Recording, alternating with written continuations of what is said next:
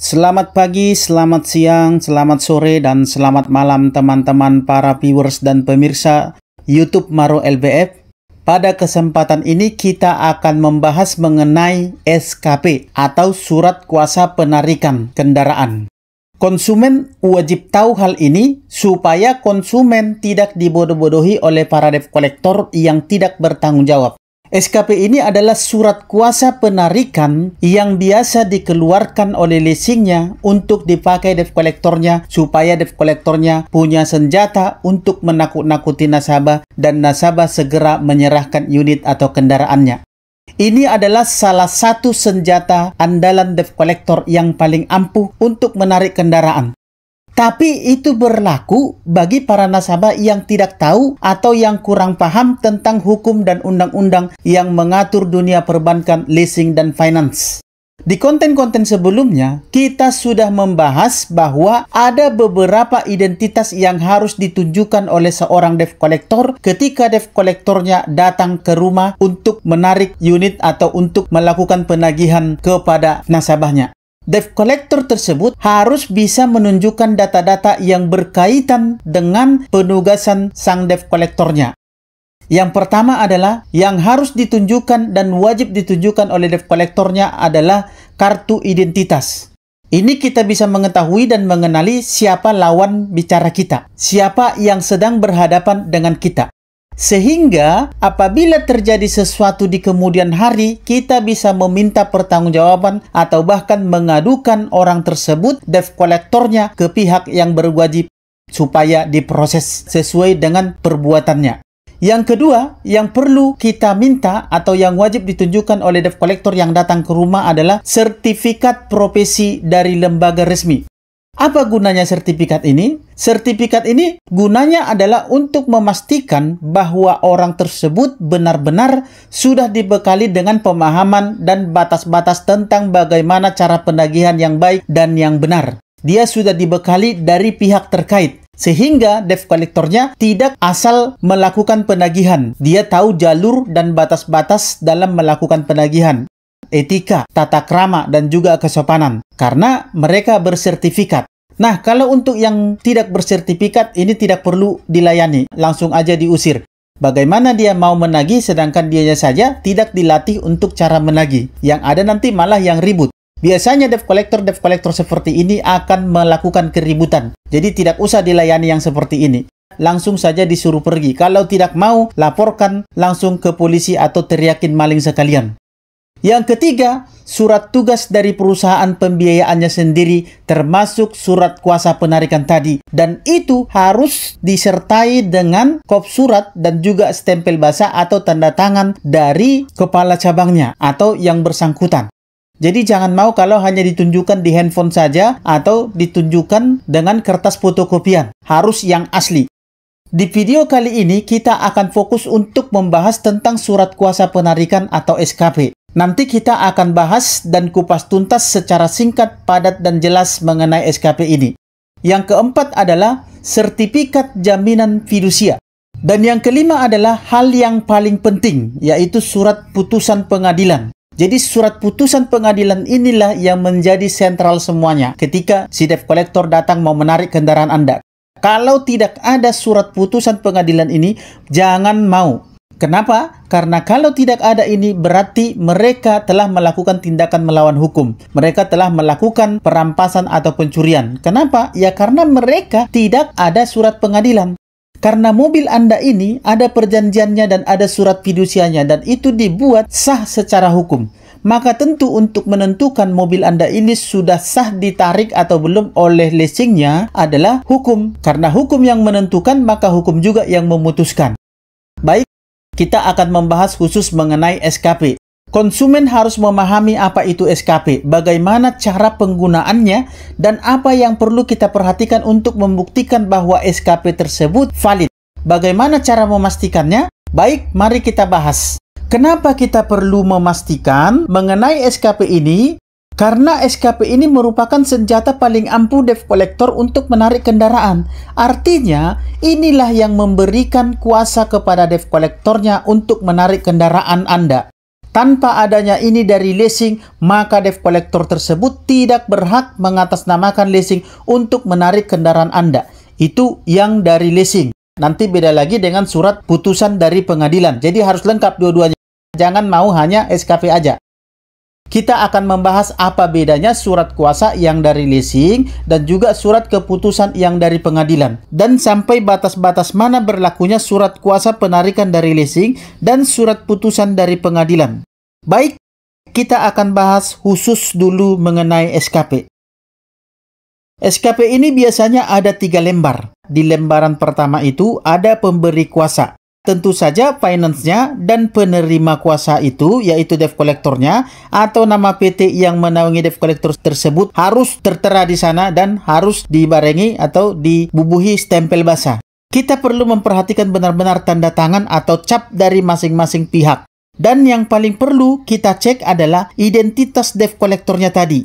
KTP-nya sama tidak identitasnya dengan yang tertera di surat kuasa penarikan itu. Identitas siapa yang tertera di surat kuasa penarikan itu harus sesuai dengan KTP orang yang datang untuk menarik kendaraan tersebut. Dan itu hanya ada satu nama yang tertera di SKP tersebut. Sementara biasanya debt collector datang untuk menarik unit kendaraan berempat atau berlima, bahkan lebih dari 5 orang. Yang namanya ada di SKP itu, itulah yang Anda perbolehkan untuk berbicara dengan Anda. Itulah yang Anda persilakan masuk ke rumah Anda. Dialah yang berhak untuk membahas kepada Anda tentang penarikan unit mobil atau kendaraan yang sudah menunggak. Yang lain suruh tunggu di luar. Karena mereka itu tidak ada hak dan tidak ada urusan dengan Anda, karena mereka tidak ditugaskan.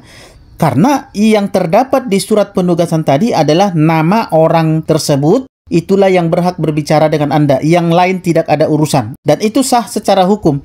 Bila mereka tidak mau, mereka bisa dilaporkan telah melakukan pemaksaan ataupun bila perlu pasal dilarang masuk. Yang berhak berbicara dengan Anda hanyalah orang yang ada namanya tertera di surat SKP tersebut. Nah, kemudian yang perlu kita cek adalah tanggal kadaluarsa SKP itu.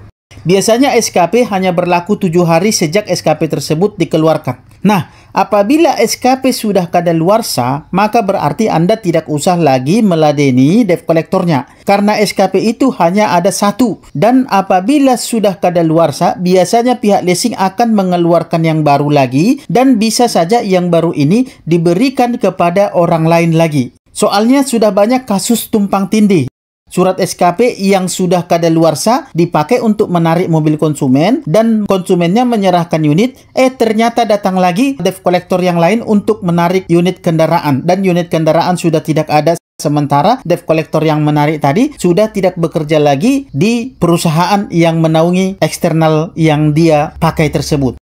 Karena surat yang sudah kadaluarsa ini belum dibalikkan ke pihak finance-nya. Ternyata surat kuasa penarikan itu diambil dari tim debt collector lain. Dan mereka pergunakan untuk menarik mobil kendaraan si nasabah tadi. Dan setelah mobilnya ditarik, ternyata mobilnya tidak dikembalikan ke leasing, tapi mobilnya dibawa mereka atau dijual mereka secara diam-diam.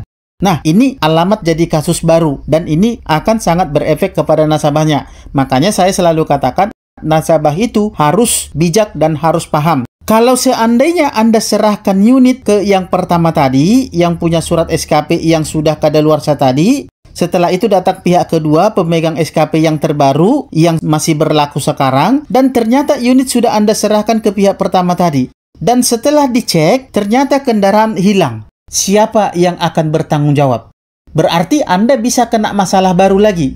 Dalam hal ini, Anda bisa repot. Makanya perlu Anda itu teliti dan memperhatikan sedetail mungkin tentang apa yang sedang kita hadapi. Jangan sampai Anda terkecoh ataupun tertipu.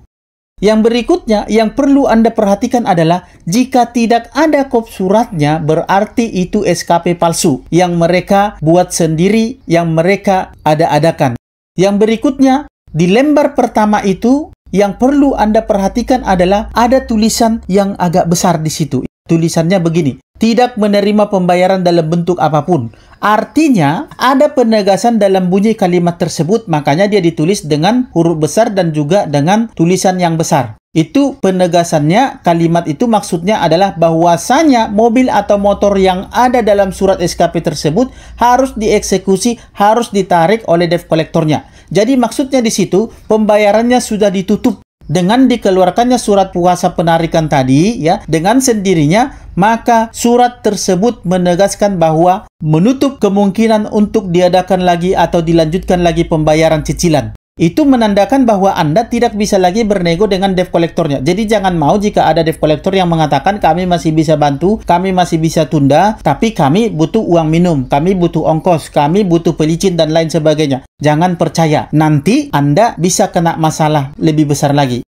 Di lembar kedua, biasanya lembar kedua ini berisikan histori pembayaran atau history payment. Dan data-data mobilnya ada di situ. Anda harus perhatikan dan pastikan data-datanya itu, angsuran-angsurannya, angsuran keberapa, denda berapa, dan lain-lain. Di lembar ketiga, ada yang disebut dengan BSTK. Berita Serah Terima Kendaraan, yang gunanya lembaran ini. Inilah gunanya lembaran ini, yaitu untuk checklist kondisi mobil pada saat serah terima. Apakah spionnya masih ada, apakah kondisi bodinya bagus, apakah STNK ada, apakah kunci ada, apakah peralatan-peralatan dongkrak ada, dan lain sebagainya. Kalau misalkan ada lembar berikutnya, itu berarti itu adalah lembar fidusia. Nah, kalau Anda sudah cek data-data tadi dan Anda tidak keberatan atau berterima kendaraan Anda dibawa, maka silahkan serahkan unitnya untuk dibawa. Tapi apabila Anda keberatan unitnya dibawa karena Anda merasa dirugikan karena sesuatu dan lain hal, maka debt collector tidak bisa memaksa Anda untuk menyerahkan kendaraan tersebut. Tidak bisa. Dengan alasan apapun tidak bisa. Kecuali ada surat putusan dari pengadilan yang menyatakan bahwa kendaraan itu sudah berhak disita atau ditarik oleh leasingnya. Jadi, itulah bedanya SKP dengan surat putusan dari pengadilan. SKP itu bisa berlaku apabila Anda bersedia menyerahkan. Tapi kalau tidak, maka harus ada surat dari pengadilan. Yang kelima tadi yang saya sebutkan tentang data-data yang harus ditunjukkan oleh debt collector apabila debt collector ingin menarik kendaraan Anda, karena berdasarkan putusan terbaru Mahkamah Konstitusi nomor 18 PUU Datar 17 angka Romawi _2019, di situ jelas dikatakan bahwa menarik paksa kendaraan nasabah yang menunggak kecuali sudah ada putusan pengadilan yang berkekuatan hukum tetap. Artinya, nasabah bisa saja dan berhak menolak penarikan kendaraan walaupun ada SKP tadi, surat kuasa penarikan. Harus menunggu dulu putusan dari pengadilan mengenai nasib kendaraan yang menjadi objek jaminan fidusia tersebut. Jadi tidak boleh. Itulah bedanya antara SKP, surat kuasa penarikan yang dari leasing, dengan surat putusan dari pengadilan. Jadi kalau hanya surat kuasa penarikan dari leasing saja, berarti Anda sendiri yang harus sukarela menyerahkan tanpa paksaan dari manapun. Tapi kalau sudah ada surat putusan dari pengadilan, maka berarti mau tidak mau Anda harus menyerahkannya dengan ikhlas. Itu adalah hak Anda. Dan debt collector tidak boleh memaksa Anda dengan apapun. Apalagi dengan kekerasan untuk menyerahkan unit kendaraan Anda apabila tidak ada surat dari pengadilan. Apabila Anda merasa dirugikan dengan hal tersebut karena satu dan lain hal, Anda bisa menuntut debt collectornya. Anda bisa laporkan debt collectornya karena debt collectornya tidak berhak melakukan penarikan dengan alasan apapun apabila surat putusan dari pengadilan belum ada. Baik, inilah materi yang bisa saya sampaikan pada kesempatan kali ini. Semoga bermanfaat. Semoga dengan ini Anda tidak dibodoh-bodohi lagi oleh para debt collector dengan membawa-bawa SKP. Kecuali Anda sendiri memang sudah rela dan mau kendaraannya ditarik. Baik, sampai ketemu di sesi-sesi berikutnya. Sekian dan akhir kata saya ucapkan terima kasih dan salam sahabat.